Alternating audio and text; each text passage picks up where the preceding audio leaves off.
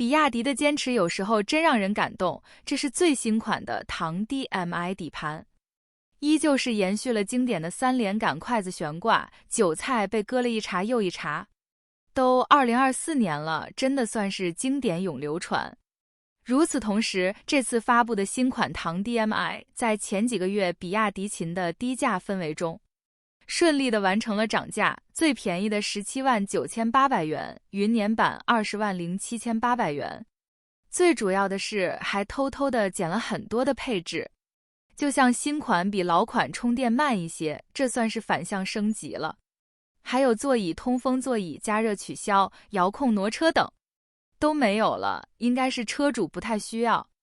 最搞笑的是，老款本来有9个喇叭，现在呢，给你偷走一个，变成了8个。反正都听不出来，能省就省吧。毕竟利润率那么低，又不是不能开。比亚迪应该是割韭菜割出了经验，在看不见的地方各种减配。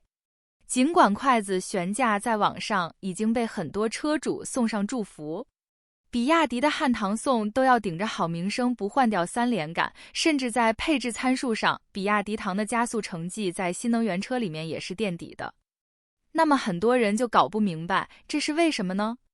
因为真相是，底盘和加速度并不是影响国内一款车的主要因素。想象一个场景，早起贪黑的你8点出门到公司，一路在市区拥堵的路段走走停停1小时后，终于疲惫的开到公司，当牛做马，晚上6点下班，又和路上的其他牛马一起堵回家，日复一日，年复一年，这才是大多数工薪家庭每天的真实写照。所以比亚迪才会坚持3连杆，坚持偷偷的减配加价。魏象整体的刚性不够。兄弟们呐，你家的爱车也会发出这雷鸣般的响声吗？这比亚迪呀，不小心又火了一把。刀片轮胎、纸皮外壳、简陋的用料啊，就是想多赚咱们老百姓几个钱。那咱们大部分人买车的时候啊，是看不懂这些所谓的参数的。而现在一些国内车企呢，他们是怎么做的？他们呢，按照国家的最低标准来造车，画一个给大家创造美好生活的大饼，然后呢，还喷着人家日系车有多么多么的不安全，多么多么的垃圾。那所谓的弯道超车呢，它也不是这么一个超法吧？咱们的国标核定载重量啊是375公斤，那你记好了啊，咱们要是车里面坐5个漂亮的美少女，它也就算了，要是坐5个像陈哥这样的彪形大汉呢，后备箱再塞满行李，轻轻松松就超载了。那对于底盘、刹车，包括轮胎的压力，可想而知。这要是高速上出点事儿啊，保险公司可是不会对超载车辆进行车损理赔的。所以呀，咱们买车呀，不能光看什么冰箱、彩电、大沙发，毕竟有的新能源呢，它省油不省钱。你们知道吗？很多新能源为了续航呀，把你的车子减重到什么程度呢？首先就是轮胎给你变窄变细，就是我说的刀片轮胎。有人还疑惑啊，说我感觉我的胎挺宽的呀。你呀，田忌赛马当然觉得自己的胎宽了。你看看你车子的马力、扭矩和自重，那一比呀，那就是刀片轮胎。还有啊，国家规定家用轿车载重量不能低于375公斤。你去搜一搜，他们就给你贴着这个标准的边，大部分的载重都是375公斤左右。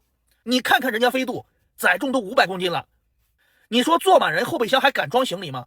你那么大的车，谁还宣传露营，还动不动里面放张床，什么对吧？豪华 SUV， 什么这都是给穷鬼们画的美好生活的大饼。刀片轮胎加375公斤的载重，穷鬼专用车。最近的375公斤载重和比亚迪的长压油箱在网上炒得沸沸扬扬，比亚迪官方没有做出多少的回应。拿375公斤载重这个来说，比亚迪从第一台车开始，一直到最近的腾势 Z9 GT， 售价40多万，基本都是375公斤的最低载重标准。这就是技术，这相当于是考试，国标的规定就是375公斤。有人说375公斤是车企造车的良心标尺，比亚迪好像没有良心一说，这明显的道德绑架。选择成本更低的材料，做出符合标准的车，也算门技术。尽管这个标准快30年了，没有变过。超载之后可能会缩短一些底盘件的使用寿命，刹车距离也会增加。高速跑着跑着轮子掉了，撞个栏杆，断轴了，就能很好的解释了。一个品牌的车型出现质量问题可以理解，但如果一个车企什么质量问题都能出现，今天断轴，明天失速，后天掉挡风玻璃，再往后生锈等等，那就说明这个品牌它就没有质量。对于造车零部件的选定，只有上限没有下限，为了压低车型售价，在零部件上疯狂降本。选定供应商的原则就是谁便宜我选谁，而不是说谁质量好我选谁。对待供应商不仅压价压得厉害，赊账更厉害。自古以来一手交钱一手交货的道理，到了一些车企手里，就变成了3个月账期加半年的承兑汇票。你作为他的供应商之一，货已经给他了，结果大半年之后才能拿到钱。试问一下，如果你的客户天天给你压价，还要你保证供货周期，你的钱一时半会还拿不回来，你会用心给他做产品吗？采用这种标准采购零部件的车企，你觉得他对车型质量的把控会严格吗？为什么很多人总说合资车毛病少？因为像丰田、本田这些车企，它不会频繁的更换供应商，也不会跟供应商狠狠的压价，我给你足够的价格，你给我高质量的零部件，咱们共同成长，充分的扶持供应商。像电装和爱信就是丰田一手扶持起来的，这么多年没换过供应商相应的电装，这么多年来质量也没出现过什么大的问题。而这些合资车企对待供应商的付款也是非常的爽快。跟这些合资品牌合作过的企业应该很清楚，给他们供货账息最多就是60，打款只会提前不会滞后，从来不会拖欠，更不会出现商业承兑这一说。而有个别车企的零部件质量还停留在10年前，造出来的车型的质量也跟10年前差不多。他的厂家就公开侮辱咱们的智商，我觉得就是一堆傻子。我忽悠你们怎么了？我车上装个马桶你们趋之若鹜，车上装个大连屏你们趋之若鹜，车上装个冰箱你们就没有见过冰箱。我车上能睡觉，你们一堆人就觉得哎呀不得了，车上都能睡觉了，车上都能涮火锅了。你要加盖这些东西啊，都是车上的我们说的叫驾驶以外的辅助功能。现在都把辅助功能当成主要功能来卖，把辅助的东西啊当成这个车的主要卖点去宣传。偏偏我们一堆人拿着这些辅助的功能去选择汽车，以这个辅助功能的多寡去评判一辆车的好坏。越来越多的人不注重车辆的安全，不注重车辆的可靠耐用稳定，都是说这个车的屏幕多大，显示的清晰度是几 K， 这个车是多少芯片？看直播有多少人是说那个芯片你真的懂？都是不明觉厉，人云亦云。都说芯片的算力没有告诉你黑屏死机，都已经忘掉了汽车的本质是以安全为前提的交通工具。你们把本质都忘掉了。我们买车只注重彩电、冰箱、大沙发，只注重这个车辆的辅助功能，不注重这个车辆的主要功能。不要眼红新能源车，因为你今年把你的油车卖掉不值钱，你换个新能源，明年就亏至少30%-40%。你真想换，你把你油车的最后价值榨干净。千万不要挑战新能源汽车的续航的极限，否则它坑不死你。这台车表显还有80公里，最终只开了5公里，把车主放在半路了。叫个拖车，没想到把电控也给拖坏了，你说他娇不娇气？就因为你的续航虚标，导致车主现在需要维修2个故障点。来看一下，这台车仅仅行驶了16万公里，看一下电池包的数据流。来，最大的电压是 3.298， 最低的电压是 3.231， 中间有一个67的压差，这个就是它最后80公里跑不完的直接原因。这个用的是3元锂的电池包，所以它压差有点大，必须要做个均衡才能直接解决这个续航跑不远的问题。第二个故障点也非常明确了，上面直接提示 IGBT 在供电时候信号故障丢失，拆下来维修即可。所谓的遥遥领先啊，我建议像人家特斯拉虚心学个3年5年，把人家的电机、电控、电池包学到手，才能真正意义上面实现遥遥领先。国内车企的操作有时候真的让人无语呀。有媒体报道赛力斯裁员泄密者被查，结果帖子被封杀。而且根据内部人士透露，赛力斯正严抓保密工作，原因是之前有人泄露520计划，并在网上传得沸沸扬扬，造成了恶劣影响。此人目前已经被查出来了，连降了3级。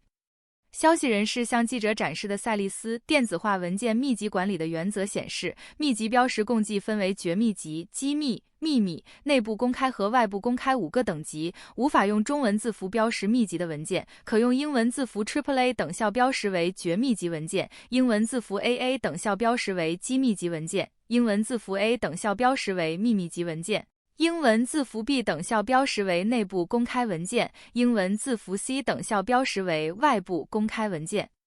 今年9月，据媒体报道，赛力斯集团内部文件显示，将要实施520计划，内容就是年龄50岁，思龄20年，达到其中一条即一切归零，重新进行双向选择。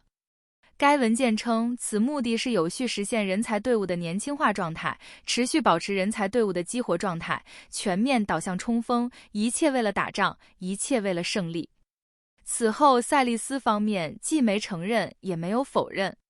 此外，有车媒在评论赛力斯520政策被投诉，要求撤稿。赛力斯称，关于赛力斯实行520政策事宜存在一定误读。520计划是一项赛力斯内部的竞争激励机制，与裁员量不相干。相关内容已经对赛力斯品牌形象造成损害。不过，该车媒表示，并没有说赛力斯要求裁员，而是对此事进行了客观陈述。万万没想到，正常的评论也触及了赛力斯的敏感神经，赛力斯发起投诉，要求撤稿。这应该算是车企的基本操作。此前，比亚迪李云飞在微博上自喜宣布，比亚迪雇佣了90多万员工。这几天和销售一起陪王总跑市场，集团人力资源处总经理王珍女士也一起同行。她刚刚给我看了下整个比亚迪集团的员工信息总看板。今天井号比亚迪员工总数突破90万井号，是5300多家 A 股上市公司里员工人数最多的，比第2名还要多40多万人。比亚迪90万员工中，技术研发人员近11万，是全球研发人员最多的车企。过去2年，我们还招聘了近5万名优秀应届大学生，持续助力大学生就业。李云飞自豪之情溢于言表，但言语之中难以读出一个比亚迪高管对于员工的感激之情。其实，李云飞不妨再进一步披露下，为何比亚迪员工会在短短的9个月激增20万。国家规定劳务派遣比例是10%，比亚迪90万员工又有多少比例是劳务派遣之类的员工？作为行业领导者，比亚迪能否杜绝劳务派遣的用工模式？除了比亚迪，奇瑞在劳工方面也频频爆出消息，一边大打感情牌收割国内市场，甚至大打价格战，一边又忽略劳工基本权益。这样的做法客观上制造了消费者和劳工的矛盾。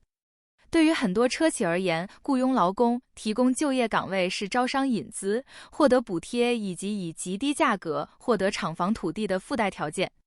车企大多数是在履行义务而已。员工是给企业创造了价值的，希望所有的企业主不要以为提供工作岗位是在施舍，不要以高高在上的姿态俯视员工。如果中国还有大把的人口红利，车企粗暴用工不会成为问题。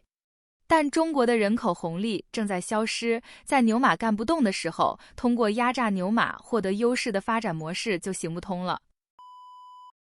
雷军真的下血本了，小米 SU7 Ultra 原型车纽北圈速终于出炉，6分46秒874的成绩，直接刷新了纽北4门车的圈速纪录，成为纽北全球最速4门车。此前小米因为天气原因一直刷不了圈，直至本月28号中午才协调出时间，刷圈成功仅用了1个小时。也就是说，小米 SU7 Ultra 原型车只跑了1次，就打破了纽北纪录。不得不说，雷总是真的强。从5年前宣布造车，到如今小米 SU7 Ultra 原型车拿下纽北最速4门车的称号，雷军果然舍得花钱。在此之前，纽北最速4门车型是保时捷 Taycan Turbo GT 7分7秒55的圈速，小米比它快了整整21秒。最后看一下刷圈的完整版影片，有加速。